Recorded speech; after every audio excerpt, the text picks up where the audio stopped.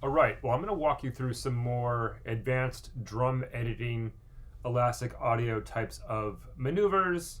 First thing I'm going to do, I have this drum recording, which is recorded at different tempos, to a click, different styles at various tempos. And the first thing I'm going to do, which is a great workflow, is do a save as, save session as. The reason for this is that if I'm going to make any kind of changes, if I want to step back, I might just give it my last name, assignment 4, and today's date, which is the October 24th, 2024. And all that did was basically save the file name right here. Here we go. And so I do that when I'm mixing, just to kind of keep an inventory of all the files, and it differentiates the files. So if I need to step back to and revert to the original session, I can step back and just keeps kind of the sessions organized. That's just a Pro Tools session file, though, just so you keep in mind. It's just the session file. It's not the entire Pro Tools folder. That's the entire folder structure that is very important. There's already a click track created in this, but if you needed to create a click track, it'd be track, create click track. And then it runs a script that makes this right here, this track right here. I go in here and tweak the sounds a little bit, like the woodblock sound, so that's all good to go.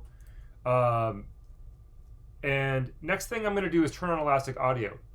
So to do that, these tracks are all grouped together. So if I select them, they are grouped. Hold on, let's turn it on. Got to enable groups.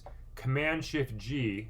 I just did a toggle this Command-Shift-G to turn them on and off. I just turned them on. So I select multiple things. It edits across multiple tracks. And I'm going to turn on elastic audio now. To do that, hopefully my zooming works here. To do that, we click on this little area right here, and we turn on elastic audio. Here are the various modes you can analyze the audio with. Since we're doing drums, rhythmic is probably appropriate. Polyphonic is probably very good too, and Elastic Pro, which is super duper new improved algorithm. I'm just going to go with rhythmic, and if my group is set up correctly, they should all turn on. So they all turned on rhythmic. Let's actually turn it off now, because I want to show you. If I go to none, I just turned it off.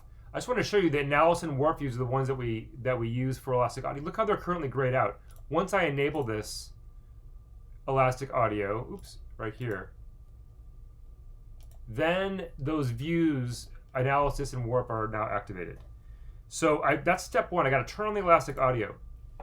And then step 2 is this time-based value right here. So audio, when this session was recorded, we used a bunch of audio tracks, and the default time-based parameter for an audio track is samples. For more MIDI and tempo-based stuff, we change it to ticks. Since these tracks are grouped together, if I go to ticks on one of them, they should all change. And there we go. There's the tick icon, as you can see. And just to be very clear, I'm zooming way in on that time-based selector of a tick. That's important. So step 1, turn on elastic audio. We can see right here. Step 2, make the tracks tick-based. When we do that, then the session will respond to tempo changes. So I'm dragging a 92 tempo session here of some funk, and I'm dragging it into 182, so it should get a lot faster. Let's test that out. Sometimes it doesn't work right away. Let's see. That's faster. Yeah, so automatically the elastic audio will conform to the tempo. There's a little bit of backstory here. I'm using grid mode. I'm in grid mode, bars and beats, and I'm at 1 bar. So wherever I drag this, it should be in sync with whatever tempo I drag this around. So I've already reviewed groups, but I'm just kind of going down the list of important things to know to do some drum editing here. And so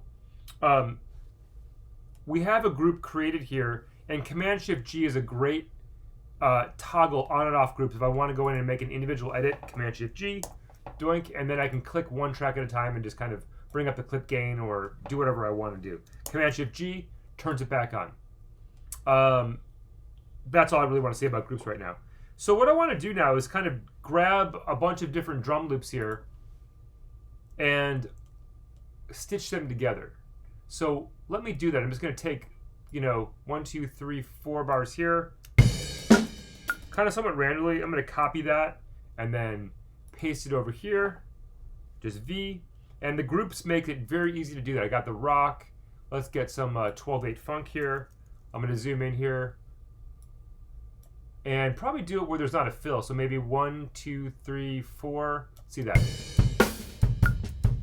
Sounds good to me. Just kind of playing around here. I'm just going to paste it in there. Let's get one more rock ballad. Why not? Or drum and bass. Drum and bass. Here we go. 2, 2, 3, 4, 3, 2, 4, 2, 3, 4. Boom. Right there. Copy that. So now I've got about 3 tracks. I'm just going to paste them over here. And my tempo is 118, but let's put in a new tempo here just so we know how to do tempos. By the way, since my grid value is set to 1 bar, every tempo change is going to be on the downbeat of a bar. So I'm going to change the tempo here to 110. How about that? And then notice how these stretched out just a little bit. So here's my new tempo of 110.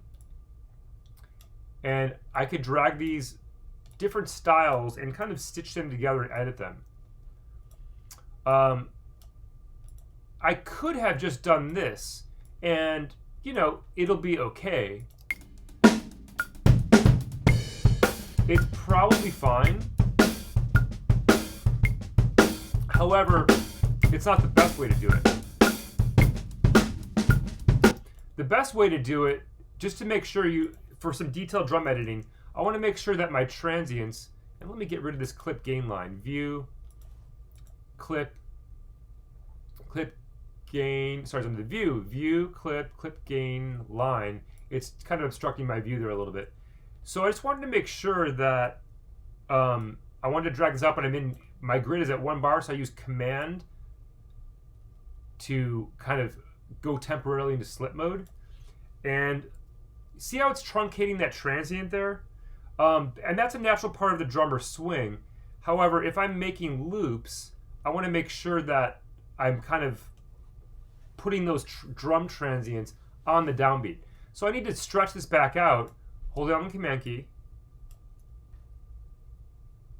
and then I'm going to go into my Elastic Audio view, into Warp View. I'm going to pin the audio down right here. And then I'm going to go to the end of the file of this audio clip, of this loop, and find the other drum transient, which is right here, it seems. Got to use my ears. Zoom out here. Yeah, that's the next downbeat. So that one shouldn't be in the loop. And so, zoom out here. Bring it out a bar.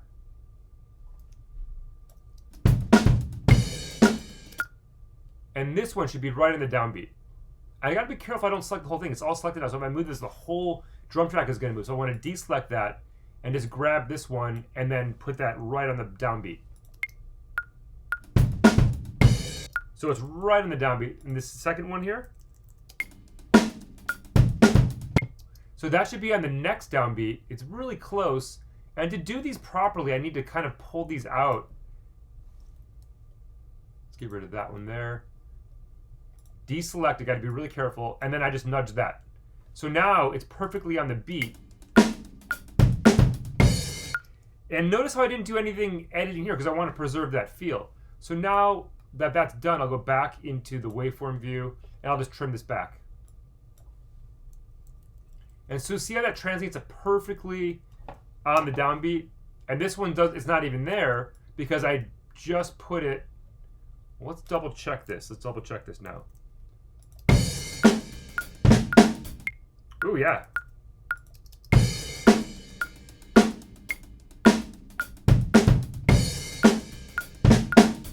So something got a little bit weird there. That's okay. It's actually good to mess up. Let's see this. Oh yeah, so it looks like this one I kind of had a warp marker in there. Let's test that again. Still a little bit weird. Something's going on here. Let's trim this back out. It doesn't seem like there's any Ah, there is a little thing there.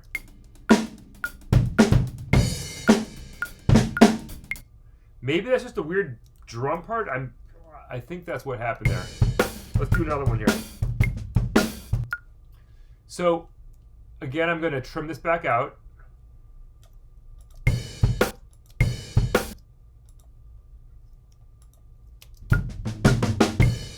So it looks like it's the downbeat's right here. Let's move that over. And then I'm going to get out of this. See how there's that little bit of transient left over? We don't want that in our loop.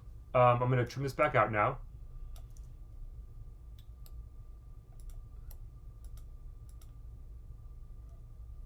Deselect the track. I'd be really careful I'm not selecting the track. So there we go. Now I think this is a good loop now. I'm going to trim this back. And the real task would be to loop it.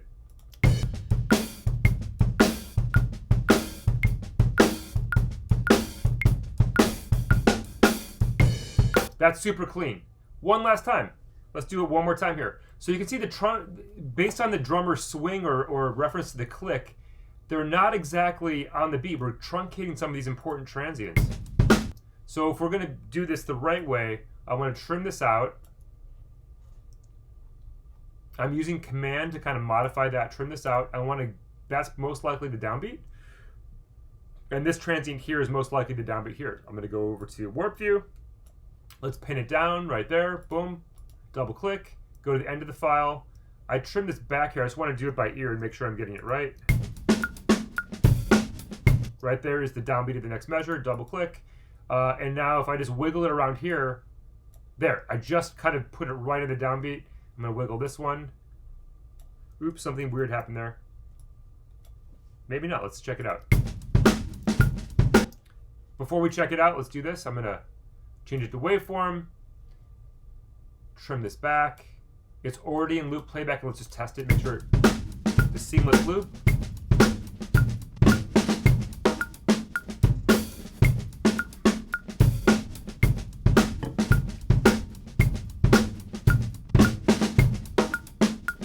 There's kind of a style change here, but I hope you get my drift of how precise the editing should be if you're making loops.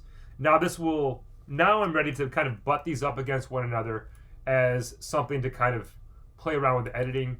And just to show you how fast I can do this, I can just kind of duplicate this whole chunk of data a few times to kind of play around with some tempo operations next. So let's say I wanted to just take this one clip here, and this is a 4-bar clip, and I wanted to do some tempo operations. I go to Event, Tempo Operations window, and then I can kind of start to play around with these various ways to speed up or slow down.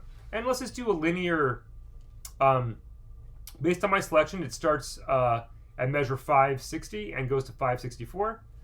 And I'm going to start at a tempo, I'm not going to stretch. Let's see, I'm just go linear.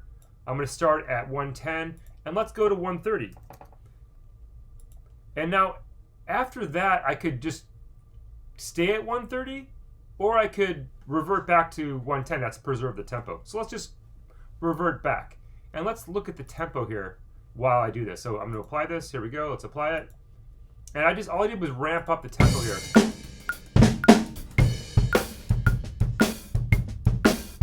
A little faster. And back to tempo change. It's even less noticeable because there's a different style that starts right there. Let's do another one here. Now I'm going to kind of, let's start here. Let's do a parabolic one. And I'm going to start at this measure, and I'm going to end at 4 measures later, and I'm going to go even faster, 180. And I'm going to not preserve the tempo. I'm going to stay at 180, and I'm going to kind of ramp up fast at the end, a little bit faster. And let's apply that. You can see the curve, and let's hear what that sounds like.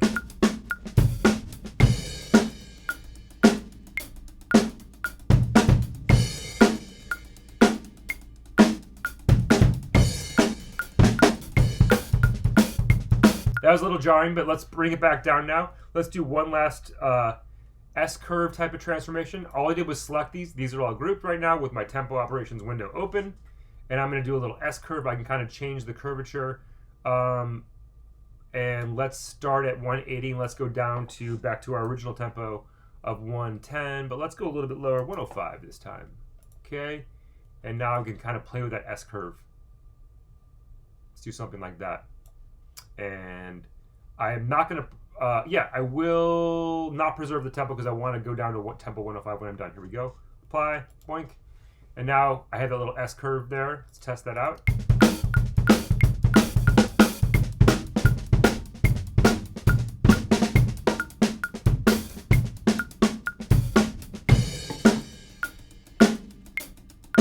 Nice, that worked great. So those are some tempo operations. You can use them creatively to kind of speed up or slow down.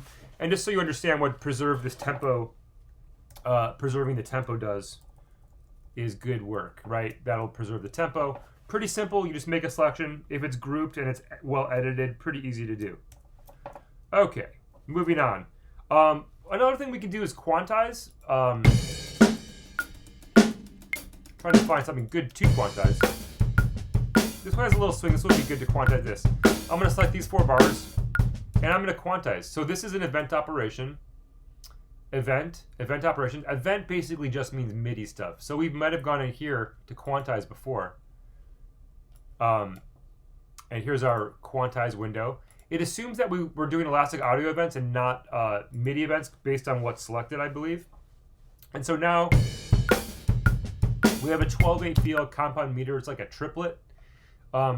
So I would do a very different feel if this were 16th note. I'm just going to apply the 16th straight 16th note and do 100% strength. Let's apply that. So let's listen to it a little bit before and after.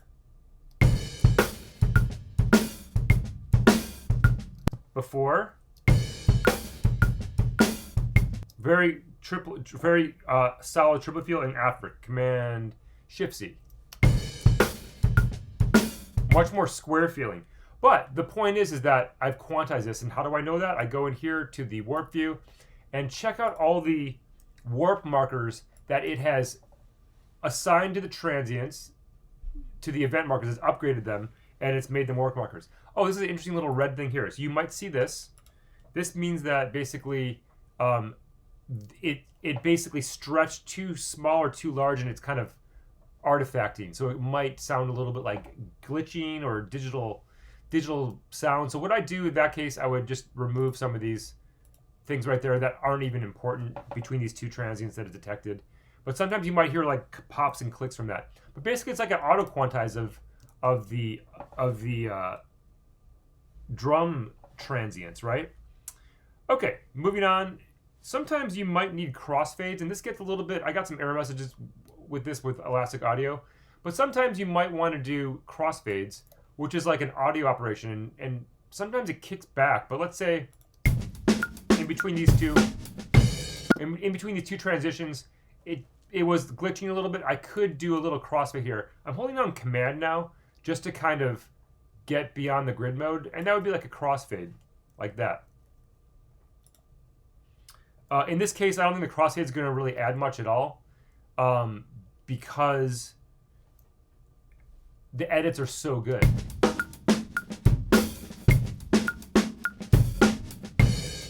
So if your edits were a little bit sloppy, the crossfade might help smooth out some bad edits. But you want your editing to be so precise that you don't almost need the crossfade. I'm going to undo that just to show you how I did it again.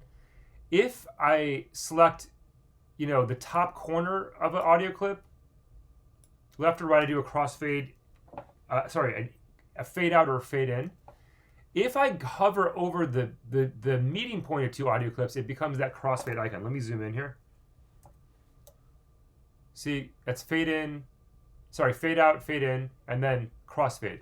Now, I don't want to do a bar, I don't want to do a 1 bar fade out. So I use that modifier Command to go temporarily into slip mode. But that might help you do a little crossfade there. And sometimes you can use crossfade to ensure that your editing is good. Sometimes editors will do them. They're not absolutely essential in my opinion, but if your editing is really good, you don't absolutely need them. But it's good if it's an important project, you don't want any glitching. The crossfades are good to know how to do, and that's basically, I like to do them with the Smart tool. There's other ways to do it, but that's probably the fastest way. So I'll leave it at that. I do want to make some clip groups as well. I want to go over that because sometimes it's good to know how to take chunks of information here. Let's grab another loop here. Let's go over here. Let's paste it in here. Paste it in here. And let's say I wanted to group like this big chunk of data here. That's a clip group. We highlight this. We go to clip, group, and now this is one big chunk of data that, or it's kind of grouped together. So I can have empty space clip groups. Option, Command G. I can have empty space. Maybe you want to copy automation data. I can have no clips in a group. I can have one clip. I can have several clips. But now this is operating as one chunk, and I'd like you to, experiment with clip groups. So one other principle, we want the click to always play back with the drums no matter what's happening with the tempo. We want the click always to be in line, and we want our phrasing of the music to be in line with the click as well. So let's experiment a little bit with meter. And let me just get a real straightforward, just kind of rock groove just to show you how to do this. Here's just a rock groove. I'm just going to grab this whole rock groove, put it over here. And I want to experiment with meter. Let's edit this down. And I'm just going to go faster, so I don't want to kind of futz with getting the clear transients and the head and the tail of this file. The head would be the start of the audio clip. The tail would be the end. Let's just kind of, let's just go ahead and do some meter operations. So I'm going to basically what I call elongate and truncate, which is basically most of the stuff is recorded in 4/4. That's 4 beats per measure. Quarter note gets the beat. And I'm going to experiment with other types of meter. It looks like my meter is not visible here. So let's make that visible. Let's drop down our little pop-up menu here and let's show the meter. Usually I'm not playing with meter that much, which is probably why it's hidden. But now I can see the meter. And I'm just going to kind of mark in here. No matter where I mark in, since I'm at grid mode 1 bar, my meter changes are perfect. So let's listen to a little bit. 2, 2, 3, 4. So right around there, I did a little down arrow, and I'm going to do a meter change on that. I can tell that I'm on the right beat here. I can tell that I'm on the right downbeat because I'm in grid mode. My grid value is set to 1 bar, and I have no divisions of the beat. So no matter where I select, that means I'm on the downbeat of the measure. So that's the best point to put on a tempo change. I'm going to do a tempo change right here. Meter change. 3, 3, 4. Now I change it to 3, 4.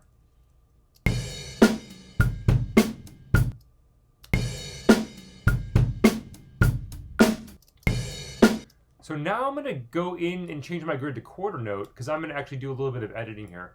1, 2, 3.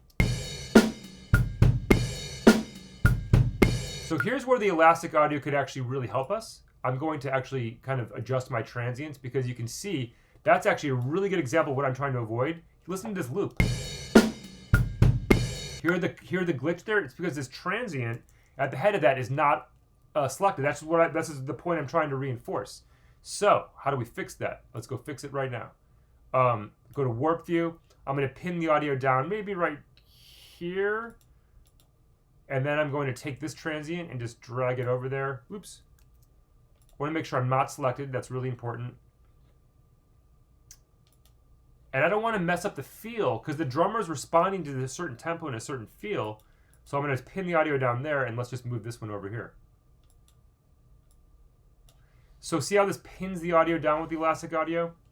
Now, if I make a 3-bar selection, or sorry, 3-beat selection, clean, right? So now that I'm in 3/4, I'm just going to kind of switch back into the waveform view, and I'm hitting the minus key right now. And I'm just going to separate that And let me make sure my endpoint is good. Yeah, that's good, because my transient's actually not included, so I think we're good. I'm just going to copy that. I'm actually going to separate it this time. I'm going to hit B to chop it up. I'm going to move all these tracks over, and I'm just going to duplicate this 3 times, so I have a 4-bar loop. And then I'm going to return to 4/4. Let's put in another one here. Give me another meter change there. Let's go to 4/4. There we go. And let's... And I'm going to find another place to get back in there. Right there, that's good. I'm gonna hit A to trim off the head of this file and drag that up against, and let's make sure that it's seamless. It's a little bit weird because I think there was a fill. So it'll be a lot cleaner if I just go right there. Let's trim that off there. Let's butt that up against right there. Let's see how that sounds. That works. And just for good measure, I might just put a little bit of a fade. Oh, that's a little bit weird. Actually, the fade made it worse. So if I would do that again, I would probably zoom in even further and hold down Command and just see what I have going on there. So I don't want to bring in that other transit. So maybe just a real quick fade. See if that sounds good. Yeah, I actually like the sound of it without the fade. It's cleaner. So I'm going back to 4/4 for maybe, let's go back to our grid, 1 bar, 1, 2, 3, 4. And here I'm going to go a little bit longer. Let's change the meter here now. And I'm going to go into 5/4, something longer than 4/4. Let's change it to 5/4.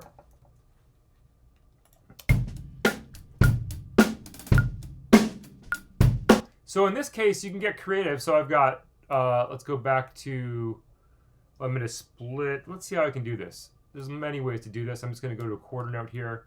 And what I want to do, I'm actually going to split it right there. But look how I got a little bit of that transient on there. It's a little sloppy. Let's undo that. Let's go into warp view. And let's pull that transient back a little bit and align it. But let's pin the audio down here. And let's move it, double click, and then let's move it there. I'm on the transient now. So let's do a 5/4. And what I want to do is just do a double kick. 1, 2, 3, 4, 5. So right here, I'm just going to copy that, or just, let's just, how could I do this? Let's just duplicate that. So now I've made a measure of 5/4 right here.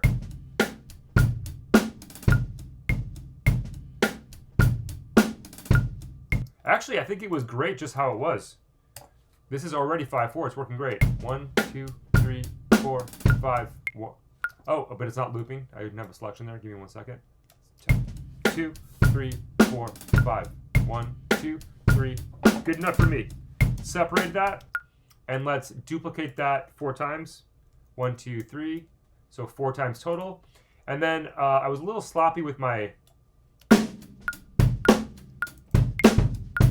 So I'm just going to find a good place to get back into it.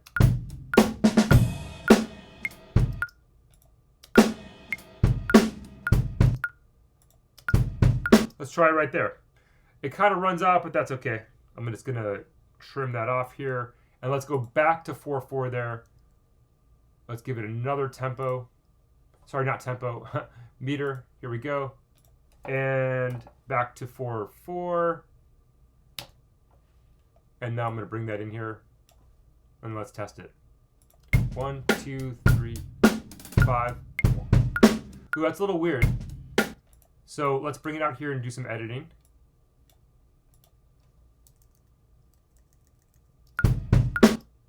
I think we got really behind the beat for some reason there, so let's drag that over. Here's the kick transient. And I'm just going to align that. Okay. Hit the minus key, go back to waveform, let's just trim that back. Yeah, so something got a little bit out of alignment there. Let's bring it back. So I got four measures of 5/4. 1, 2, 3, 4, 5. 1, 2, 3, 4. 1, 2, 3, 4.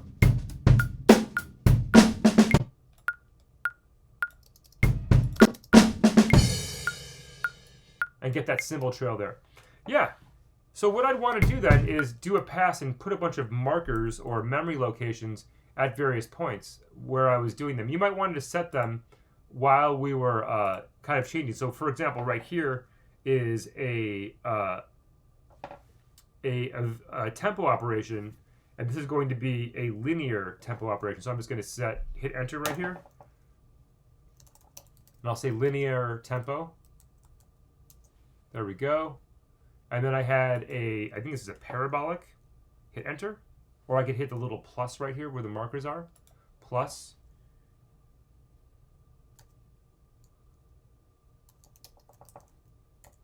Just so we know where things occur. So you're going to want to make this arrangement and then create some instrument tracks to play along with this arrangement, one or more. And one other important cleanup step at the end, if you've made it this far watching this video, since I've done a save as here, I'm going to do one more little save as just to kind of go to this next step. Save session as version 2, because I'm going to actually nuke a lot of these recordings. I don't need all these drum recordings. It's about 1 gig large. So I'm kind of cleaning up my session. Pretend this is my finalized version. Another thing we can do, which is actually really useful, we can just select either on the timeline. There is another time operation, event, time operations. Bring up the time operations window, and we can cut time. And what I'm going to do, I deleted all the clips in my session. They're actually still on my clip list. But I'm going to kind of remove, I'm going to cut from measure 1 to 533 where this starts approximately. And I'm going to apply that, see what happens. Boom. So see, it removed all that. That's actually a really good cleanup step. However, I haven't saved much space because I still have all of my original drum takes. They're still there. We're in the world of non-destructive editing. I'm going to do cut time once again, maybe to a little bit closer to where it starts. Maybe like I'll give myself a few bars. That's okay. I'm going to do that one more time. Event, time operations, cut time, and I'm going to cut my selection. Here we go. Let's do it again. So now it's even more concise. Just pretend this is my final version. So one of the last steps I'm going to do now is to kind of purge out the files I'm not using. All this stuff here, like if I select all my audio clips here, look at all the stuff I'm not using. The majority of the stuff I'm not even using is still taking up space. So the last final step we do after you kind of make an instrument track and mix is we are going to do a file, save session copy in. It used to be just called save copy in. Save session copy in. Here we go. Real simple settings here. I want to get the audio files, and I want to get main playlist only. The main playlist means only the stuff that's in the edit window here. All the stuff that's not being used will not be saved in this new session. Oftentimes we use save copy in or save session copy in as a way to kind of fix file linking problems. It'll just pull the files from wherever they are on the hard drive and make a new folder. With these two checkboxes, I'm saying grab the audio files, also get the main playlist only, which means only the stuff that's on the current edit window that's active. It will not pull the stuff that's not active, like all the different drum takes. So let's click OK. And let's see where we're going to store that. Let's go up one level here. And let's save that here. One other thing to keep in mind, it will not copy bounced files. So be careful about the bounce files, right? So in the Finder here, what I just copied over here is this copy of, and let's just compare the size here. Unfortunately, it's not showing. So this one is 442 megabytes, whereas the original one, maybe I saved, 500 megs or whatever. Oh no, I saved a good 1.5 gigabytes by doing that. So that's an important step to make it compact. So this is always important to save space and just kind of deliver only the essential stuff and not the files people don't need if you're transferring this online or backing it up, archiving, what have you. It's a good little step. So hopefully this helps with the Elastic Audio and some of the more complicated editing and tempo operations, stuff like that.